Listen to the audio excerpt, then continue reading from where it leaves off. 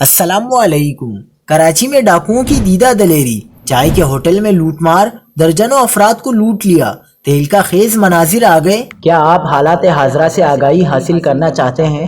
خبر کے پیچھے چھپے اصل حقائق جاننا چاہتے ہیں تو ابھی سبسکرائب کیجئے جلمل پاکستان کو اور ساتھ ہی گھنٹی کے نشان پر کلک کر دیں۔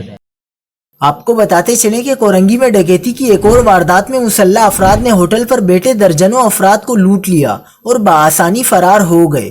دو موٹر سائیکل پر سوار 3 ملزمان کورنگی نمبر 4 کلو چوک پر آئے اور شہریوں سے موبائل فون و دیگر قیمتی سامان چھین لیا۔ اس دوران شہریوں میں خوف و ہراس پھیل گیا۔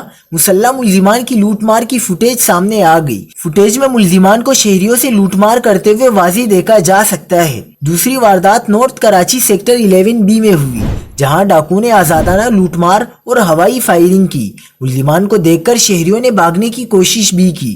اس حوالے سے پولیس حکام کا کہنا ہے کہ CCTV فوٹیج کی مدد سے ملزمان کی تلاش جاری ہے، جلد گرفتار کر لیا جائے گا۔